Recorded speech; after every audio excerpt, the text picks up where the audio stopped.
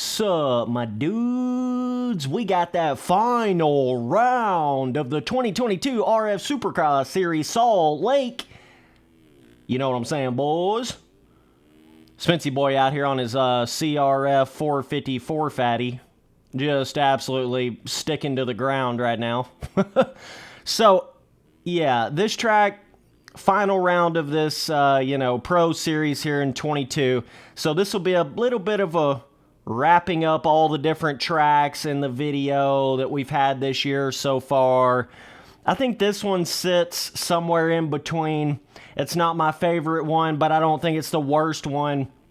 I definitely think the 4 or 5 rounds after Daytona, including Daytona, was certainly their best tracks that they made all year. Whoever the guy that was in charge of making all of the West Coast rounds, certainly the early ones of the Supercross season, Oakland,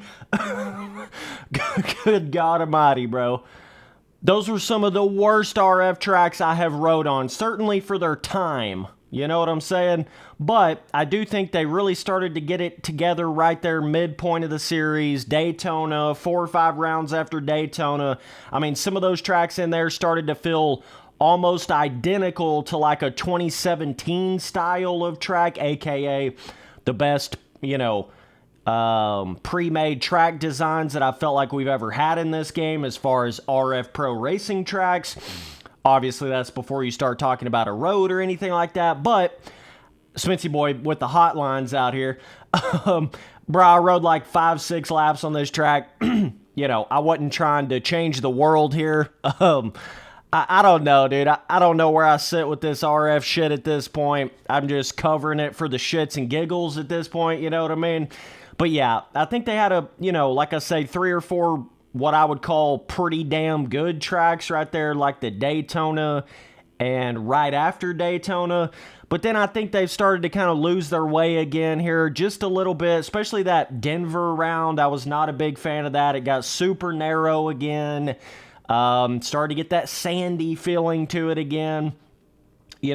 So it does seem as if here in 2022, RF has really experimented with just about everything, as far as like width of the track, tractions, jump size. They let you hit the quad on some of the tracks. Some of the tracks it's just fucking impossible, or it's just not worth it at all. It's like a 1 in 20 lap style quad or something like that, right? Some of the tracks have a little bit of pre-made. Some of them have absolutely none. It's, I just think this is that weird, we're in that weird stage right now of this like picked up pieces of what RF was back before it shut down back in 2018, right? This is still sort of that picked up pieces from 2018, trying to get it all back where it was kind of thing, but I still don't think they've really gotten it back to where it was at one point in time.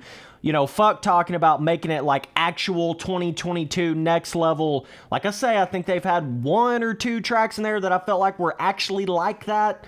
Like I thought they were going to have the tracks in 2022 RF Pro Racing, but they're still quite a ways off here. I mean, let's just keep it real. And I think it's just like, now at this point, you got so many dudes in here that weren't even pro racing back in pre-2018, and then the Erode system and the way that's affect everybody. And then now they're on bikes and bike setups and gearing that are more mellow and they ride better in that slick Erode. Like I've told you boys, the Erode system makes the track slicker, especially when you just have a little bit of it on the track. So anyways, I think what I'm saying here is I think it's changed the way a lot of people set their bike up and they play the game in a way.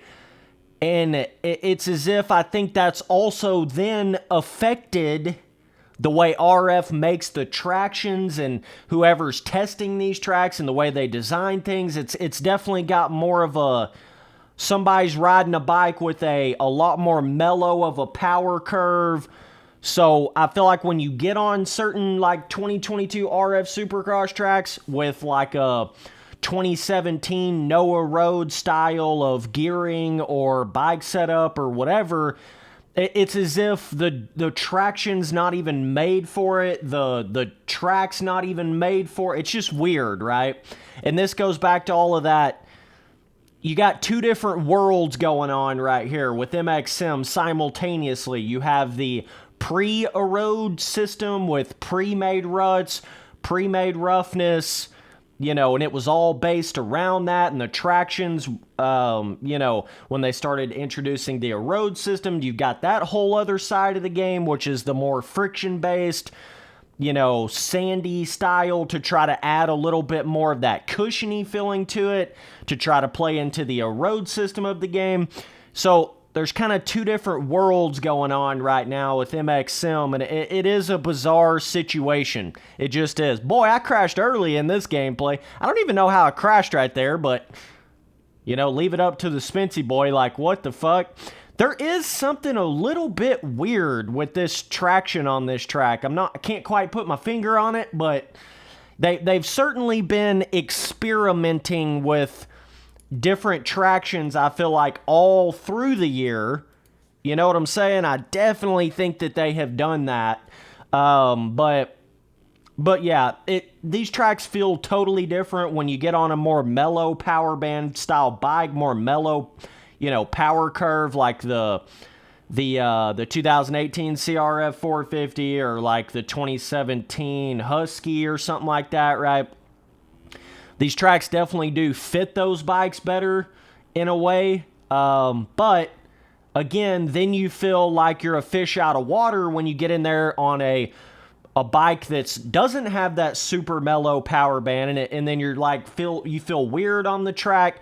But you have to be riding on a bike like that if you ever go back and ride on any track pre-2018, which is a shitload of the track content of the game. Or if you're riding on somebody's new custom track that didn't build it around a road.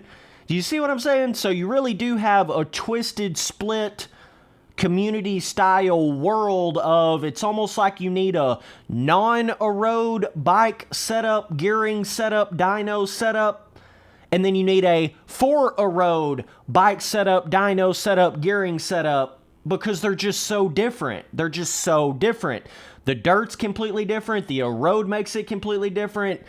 The way, even if you don't have the erode turned on, is what I'm saying. Motherfuckers will design the traction of the track for the erode system. So if you're still on your bike over here and your setup and everything that wasn't made for that, then you're gonna feel like a fish out of water, right? So I think that's sort of the issue that has arisen here with MX Simulator since the erode system was really introduced, and I don't know what the fuck the solution is for that. You know, I've spoke about it many times before, but it's like they've got theirself in a pickle at this point with it, because now you've got half the fan base that's playing the game one way, you got half the fan base that's playing the game a different way.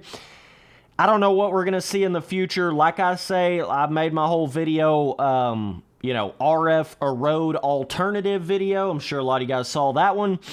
Talking about making 3 different versions of the tracks with different levels of pre-made ruts and roughness. And you can actually go in there and cup out the whoops with pre-made. You can do a lot of things that the erode system simply will not do on the track. So that's the real solution for it. But again, now in these days, you got all these little goofy ass erode babies in the game that, oh my god, you can't take erode out of the game. You can't do it, bro. Oh my god, dude. Oh, you can't do it, dude. Right? But in fact, the game was working fucking fine before it was ever introduced. And again, don't get it confused. There's nothing I would love more than a good terrain deformation on MX Simulator, but that's the whole problem. It's not good. It's bad. It's shit. This is like trying to put a terrain deformation system into MX versus ATV Untamed. It's basically what they're doing here. But nonetheless, I mean, you know, it's pretty easy for us to get spurred back into all these arguments and all these things. I don't even know what to say about this shit anymore. It does seem as if when they do finally start to get to that really good track design again, like they did around Daytona and shortly after Daytona, it's like they only do that for a certain amount of time. And I've noticed that with the past 3 or 4 years of RF Pro Racing, even in the Nationals, right? They'll finally start getting their head back together with the pre-made on the Nationals, or they'll really make a good round that feels like a pre-2018 style track in the game, or they'll make 2 or 3 of them in a certain series, but then it never seems to fail. They'll sort of go back, they'll start pulling back the strings on everything again, and they'll pull back the reins on everything again, rather, and then they start going back to the more narrow track design, the more loamy, sandy track design, and then you're back to square one again. You're back to the start of the 2018-19 Erode level shit in the game, right? So they do seem to be trying to play this both sides of the coin here. They'll make some of the rounds that are like a 2017 style, and then they'll go back to the other, right? Like, good example of that is the Denver track they made this year, and then like the 2 rounds before that. That's a lot of differences between those. So I don't know, man. At the end of the day, I mean, yeah, they're making the berms bigger and better. Yeah, they're making the whoops bigger and better. But I think this track, there was one bigger rhythm that was worth it, and it was this one right here, coming out of this corner, doing like a triple right here, and then you can hit a quad in the middle, and then you do like a single into the sand rollers.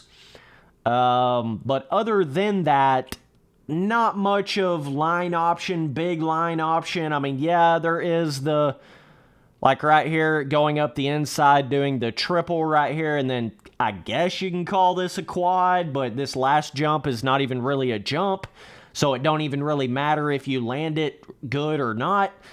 Some of these bigger jumps can kind of feel like, wait a minute, is this actually faster than hitting like the smaller 250 line? Some of them can kind of give you that feeling a little bit, but I don't know, man. I don't know.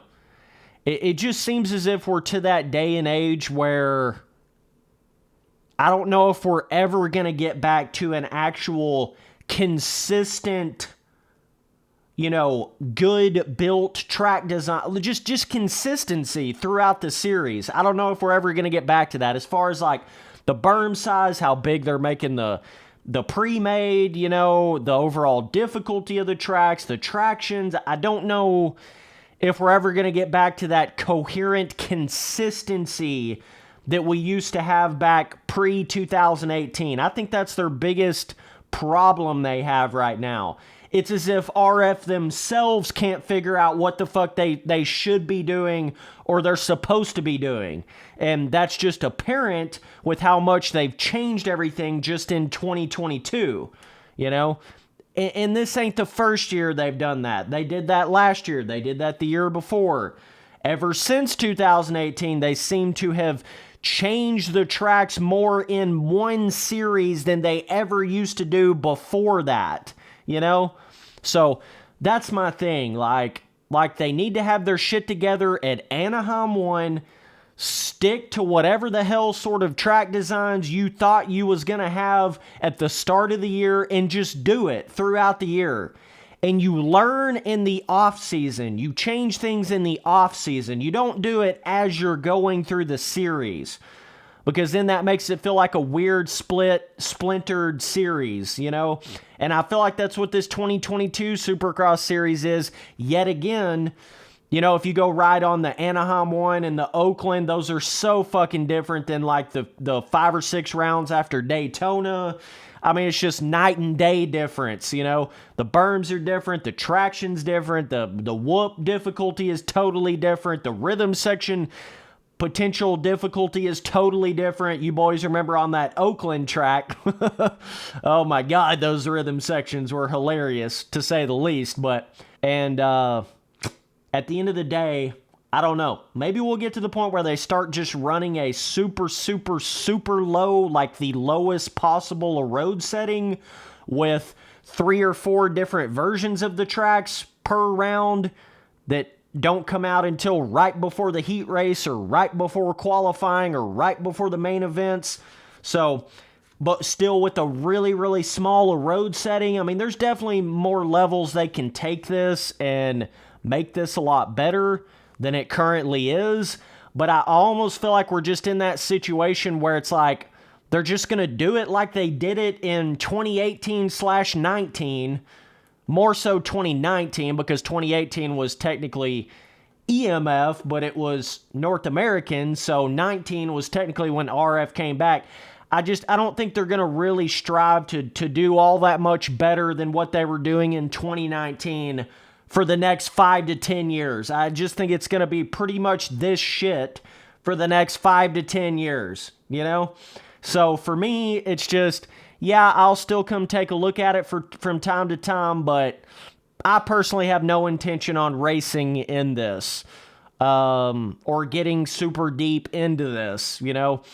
At this current point, I would just have more fun making custom tracks or doing track reviews on custom tracks and just playing the game how I want to play it versus playing the game how these select few individuals think that the game should be played. Do you see what I'm saying? It's just, I'm done with that, right? So, nonetheless, man, either way, I just have more fun going back and riding on JGMX, no Erode built, you know, pre-made, the 2015, 16, 17 RF National Lucas Oil Pro motocross tracks that were in the game that actually had pre-made ruts and roughness that would challenge you.